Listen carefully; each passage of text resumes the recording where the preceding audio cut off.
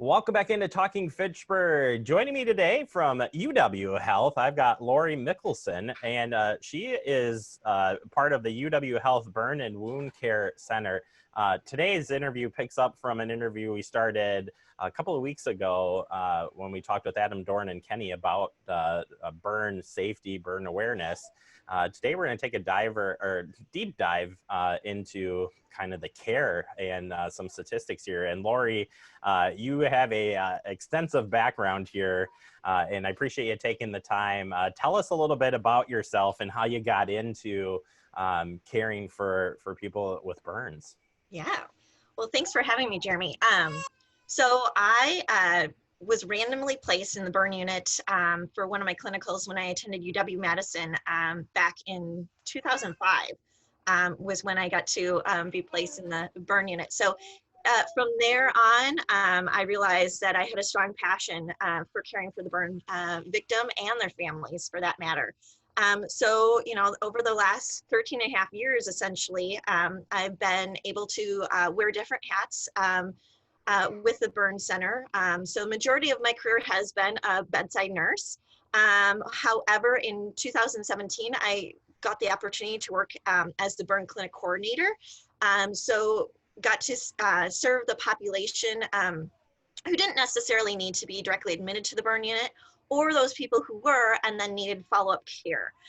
So it was a really cool experience just because for the beginning of my career, I only saw the patient up until they were transitioned home.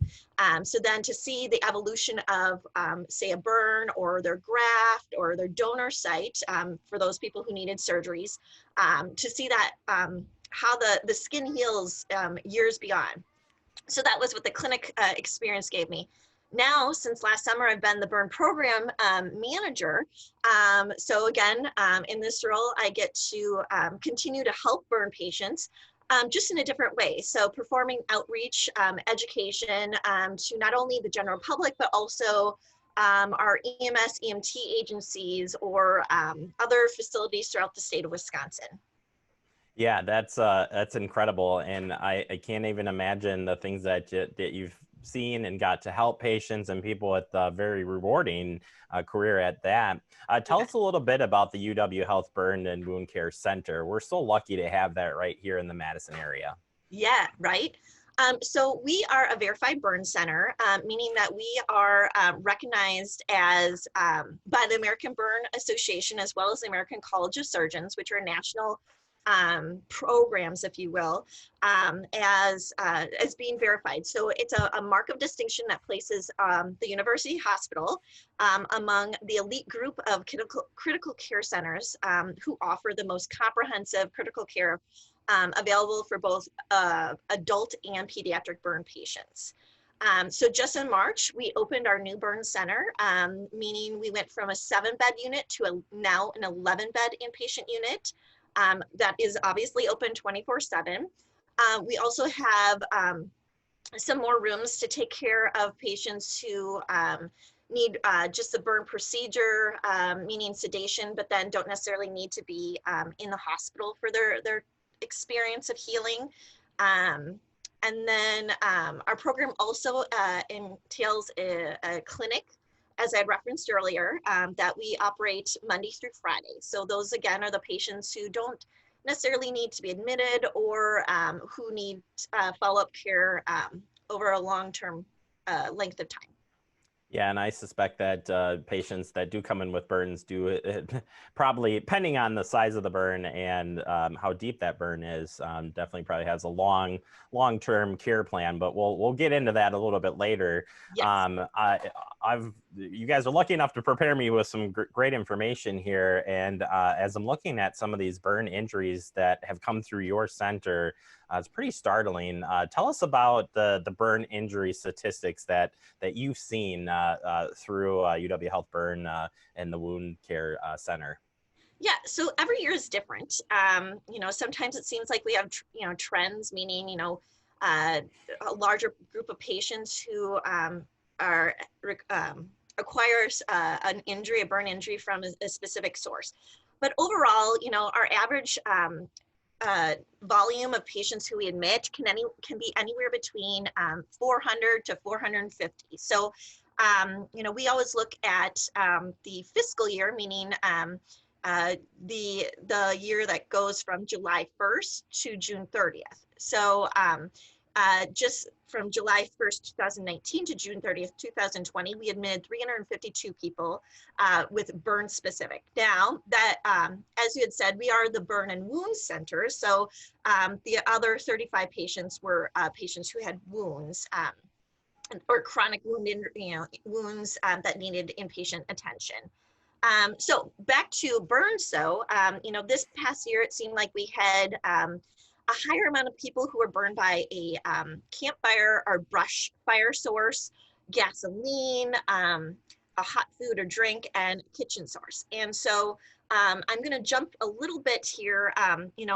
This whole hot food or drink or kitchen source may not surprise you. Definitely didn't necessarily surprise us because of the COVID-19 pandemic and those stay-at-home orders that occurred between March 1st and May 10th. So in fact, we saw a 19% increase in pediatric burn admissions during that time, during those stay-at-home orders. That were burns that were a result of hot food or drink, or maybe a contact injury that, from a hot object in the kitchen or home environment, like the stove, the oven, and again, hot food, hot drink, spilling, scalding coffee, water, tea, hot chocolate, what have you. So unfortunately, this pandemic has been a cause for an alarm for a number of reasons. Yeah, we've seen uptick in kitchen fires too overall. I mean, so it plays right into why people may get burned. You're at home at more, you're trying things out maybe you've never done before, whatever the case may be. But definitely alarming. When maybe it's time to talk a little bit about some of the myths and Sure. some of the things, what happens in a burn scenario. So if talking in the kitchen, if I get, I accidentally spill boiling water on my arm, and it's burning me, it's hurting, it's not going to stop hurting. Yeah.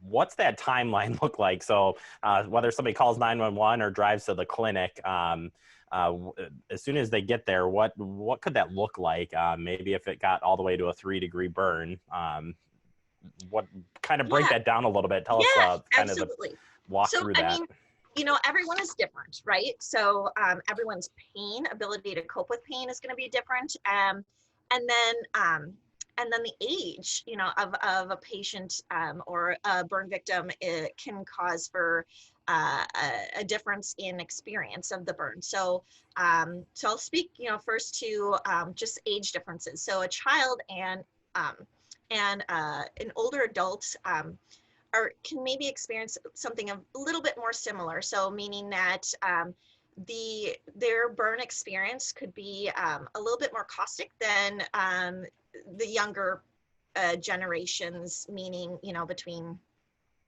15 to 50, just because the skin is different. So for an older adult, it's much thinner.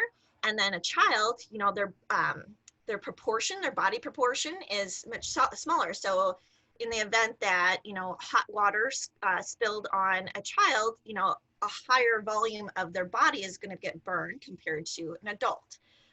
So I guess for timing, back to your question about timing, depending on the size of the injury, I would say, or the person, if when in doubt, just call 911 or come to, go to an emergency room. It doesn't necessarily matter which one. While we say, and tout the fact that we are a verified burn center, we do recognize that, some providers, do feel comfortable with caring for a burn. And in the event that they don't, then they know that we're available and they will contact the UW Health Burn Center for assistance. So, yeah.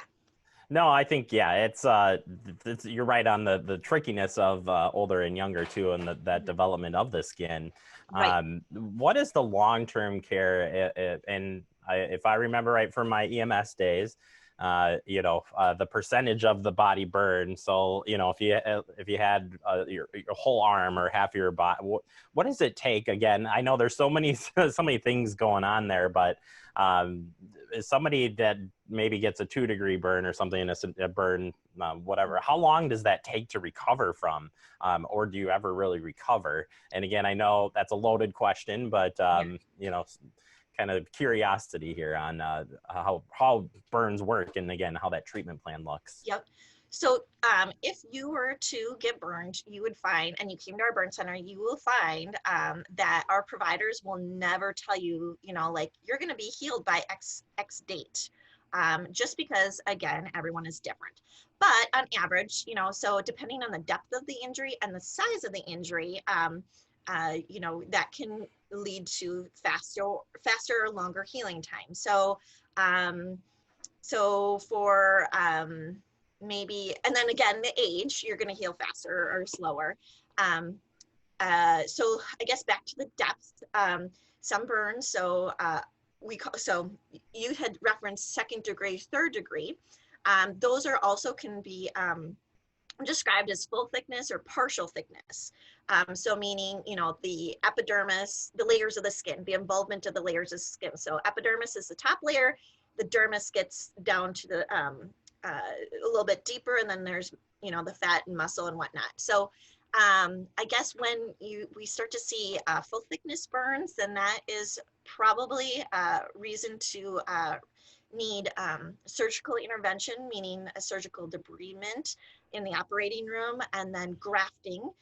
So graft can come from that person's body. So when I had referenced earlier a donor site, a donor site would be, again, an area on the body that was not burned, and then using that skin and placing it over the burned area to allow for healing. So if that happens, or, if a graft is needed, so then that can, help.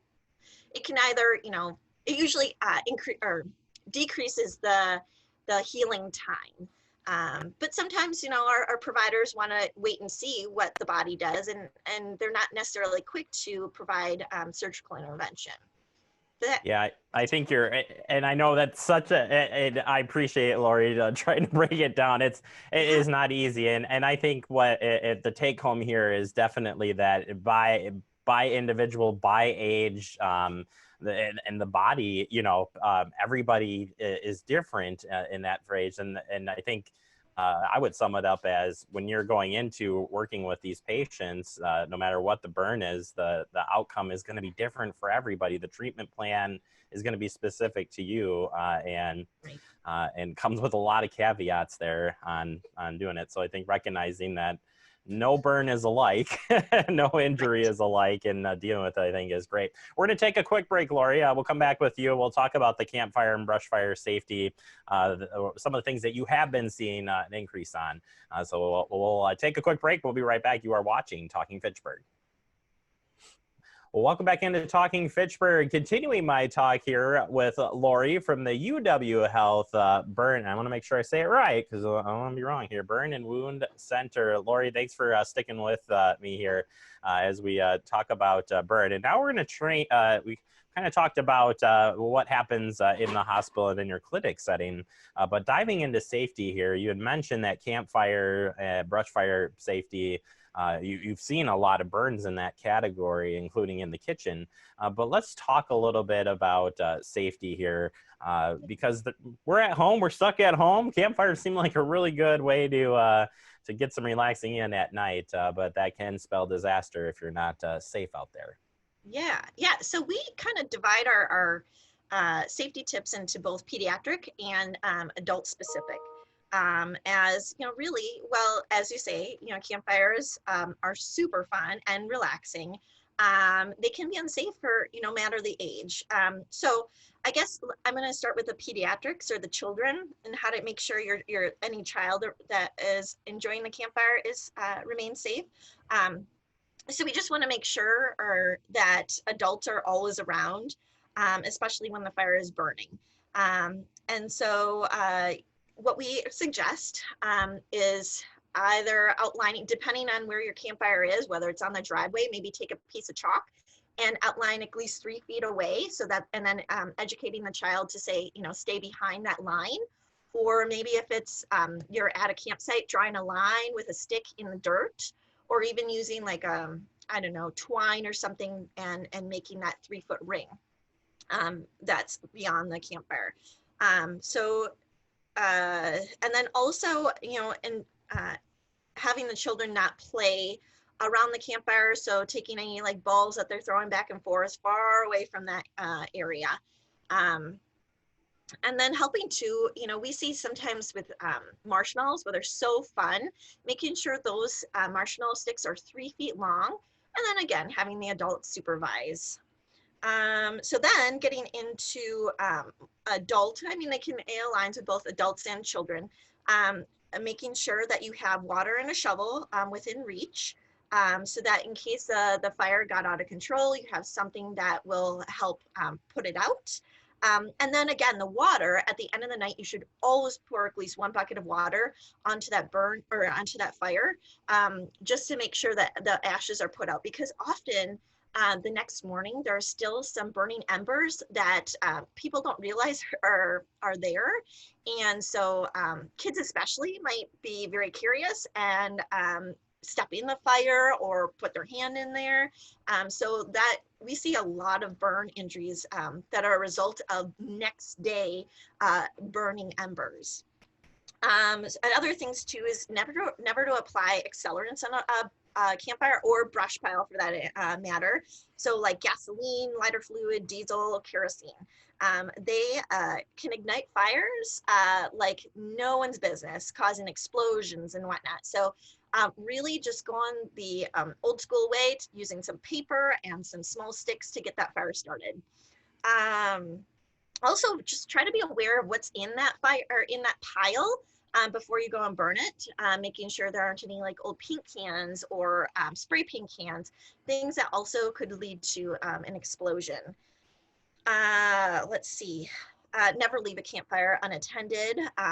Maybe not burning fire when there's a breeze or any kind of wind, as that can cause a fire to get out of control. And let's see, other things too that I've actually started making sure go out in into our outreach is just reminding our older adult population that they need to be mindful of their physicality, meaning do they still have the physical ability to run away from a brush pile that gets out of control? So maybe a farmer has been burning brush for years, or burning their ditch for years, but then, you know, there comes a time when they just are physically unable to be safe, or maybe they don't have the cognitive ability to realize, oh, I should get away, or whatnot. So that's just something I'd like to make sure is heard within this viewing audience, just because we see a lot of our older people coming in for that type of burn. Yeah, that's that'd probably be a hard one hard conversation to have with an older adult, but something that, you know, you've been doing it for years. I know what I'm doing, and right. You know, anytime with fire, no matter what it is, you don't know what could happen with fire, and that's what, you know, could lead to the injuries that you're referencing. And sticking with the campfire and brush, if you are burned, so immediately if I get burned from the campfire because I used an accelerant, it backfired on me. I got burned on my hand, or I got cinched, like I got a blowback in my face. What would you immediately recommend people do? So maybe we'll start with a smaller burn, not a full body burn, but oh my gosh, he just, you know, burned his arm and his clothing got burned to his skin, or he or she should say, doesn't matter. Yeah. What should we do immediately to start the process of getting care? Okay. So, so that smaller burn, if there is clothes that get stuck, if the patient or the person wants to try to remove the clothing, then they could, but that could lead to pain. So one thing though, if the clothing is still burning, then, there's still that whole thing that we learned in elementary school, to stop, drop, and roll. So, I mean, it's still true, no matter what your age is, stop, drop, and roll. So the smaller burn, maybe that, and where clothes are not involved, you could take a cool washcloth and apply that to the burn, or even wrap the burn in saran wrap. And then again, seek medical attention, whether that be calling 911 or going to a local emergency room to seek care, because then they're trained to help with pain control and then those next steps for how to, get that burn towards the healing process. Yeah, and if we're looking at a child that gets burned from maybe touching the I call it the fire poker, but you can call it whatever you want whether it's doing the marshmallows or something, and does have, again, some type of burn on their hand. With children, are we using water, or what are we going to do to start that immediate wound care? Yeah, it's hard to get anyone to realize that the pain will go away, right, eventually, or medical intervention will help with pain. I had said a cool washcloth earlier. One thing, or saran wrap. Saran wrap can help decrease the pain because it's holding the fluids in and keeping it warm. But one thing that we don't want you to do is apply ice. So never apply ice to a burn, just because that can actually cause a delay in the healing. Yeah, that would be not a good process there to start with for that. Turning our attention then to back into the kitchen here just quickly for hot water or food burn prevention. Just a quick couple of tips there from you. Yeah. All right. So for kitchen safety, again, making sure a child is not in the kitchen alone, especially when the oven is being used or the stove is being used. And then, again, maybe putting some tape down on the floor to remind them of that 3-foot rule to stay away from that area. And they're never going to know whether it's on or off. So just having that as a general rule in your home to always stay at least 3 feet away. Not having them play on the floor while you're cooking or ever. Again, just because if you back up, you might have a hot dish in your hand and then you don't realize the child is there or the toys are there. You trip. The food goes on you and or your child. So that's just some things that one can think about or apply to their home rules. As far as the adult, so making sure that you always have the oven mitt available to use when getting things off the stove or out of the oven. And then also, say you're cooking with grease, you want to always make sure the lid is readily available for that pan. Baking soda and or the fire extinguisher, just because grease can lead to a fire, grease fire. You don't ever want to pick it up and move it outside or to the sink or anything. You just want to try to put that fire out where it started, just because, again, that grease, if you pick it up, it can lead to a spill onto you, someone else, or even cause the fire to spread elsewhere. So again, using the lid of the pot or the fire extinguisher or even baking soda. Never want to put water on grease. That can cause the fire to get larger. Spreads very quickly. Yeah, right, unfortunately. So. Mm-hmm.